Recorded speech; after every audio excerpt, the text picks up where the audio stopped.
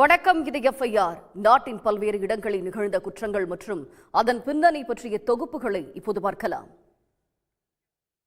புதுக்கோட்டை அருகே போக்சோ வழக்கில் கைது செய்யப்பட்ட குற்றவாளி சிறையில் அடைக்க கொண்டு செல்லும் வழியில் தப்பி ஓடியுள்ளார்.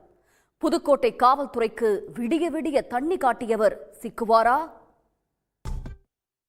திருப்பதியில் உள்ள தேசிய சமஸ்கிருத பல்கலைக்கழகத்தில் படித்து வந்த மாணவியை மிரட்டி பாலியல் வன்கொடுமை செய்து வந்த 2 உதவி பேராசிரியர்கள் கைது செய்யப்பட்டிருக்கிறார்கள். 5 மாதங்களுக்கு மேலாக நடந்து வந்த பயங்கரம் அம்பலமானது எப்படி? திருப்பூர் அருகே காட்டுப்பகுதியில் எரிந்த நிலையில் பெண் சடலம் மீட்கப்பட்ட வழக்கில் முன்னாள் போலீஸ்காரர் கைது செய்யப்பட்டுள்ளார். பல வருடங்களாக நெருக்கமாக பழகி வந்தவர் தோழியை கொன்று வீசியது ஏன்? எஃப்ஐஆரில் தொடர்வது சிறிய இடைவேளை. திருப்பதி தேவஸ்தானத்துக்கு பட்டுக்கு பதில் பாலிஸ்டர் சால்வைகளை விநியோகம் செய்து 55 கோடியை சுருட்டி உள்ளது ஒரு எக்ஸ்போர்ட் நிறுவனம். 10 வருடங்களாக நடந்து வந்த மோசடி அம்பலமானது எப்படி? பிரபல பாலிவுட் நடிகை கீர்த்தி சனோன் சமீபத்தில் கொடுத்த நேர்காணல் சர்ச்சையாகி உள்ளது. தெலுங்கு நடிகர் மகேஷ் பாபுவின் ரசிகர்கள் கீர்த்தி சனோனை ட்ரோல் செய்ய காரணம் என்ன? பிரபல டிராமா நடிகையிடம் 10 லட்சம் ரூபாயை பிக் பாக்கெட் அடித்த திருடர்களை போலீசார் கைது செய்தனர்.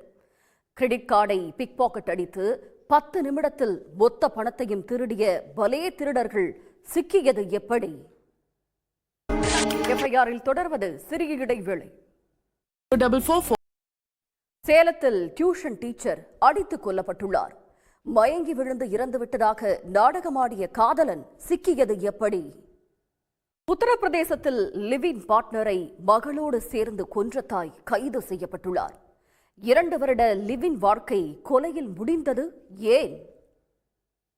பிரபல இயக்குனர் மீது கேரள சர்வதேச திரைப்பட விழா கமிட்டியின் பெண் உறுப்பினர் பாலியல் புகார் அளித்திருக்கும் சம்பவம் பரபரப்பு ஏற்படுத்தியுள்ளது. திரைப்பட விழாவில் திரையிடும் படங்கள் குறித்து ஆலோசனை நடத்துவதற்காக ஹோட்டலுக்கு அழைத்து அத்துமீறியவர் மீது வழக்கு பாய்ந்திருப்பதன் பரபரப்பு பின்னணி என்ன? உத்தரப்பிரதேசத்தில் சாலையில் பயணிக்கும் இளம் ஜோடிகளின் ஆபாச வீடியோக்களை எடுத்து அவர்களை மிரட்டி பணம் பறித்த சம்பவம் வெளிச்சத்திற்கு வந்துள்ளது. சாலையோர சிசிடிவி கேமராக்களில் பதிவான காட்சிகளை காட்டி மிரட்டி பணம் பறித்து வந்த சுங்கச்சாவடி மேலாளர் மீது பாய்ந்த நடவடிக்கையின் பரபரப்பு பின்னணி என்ன?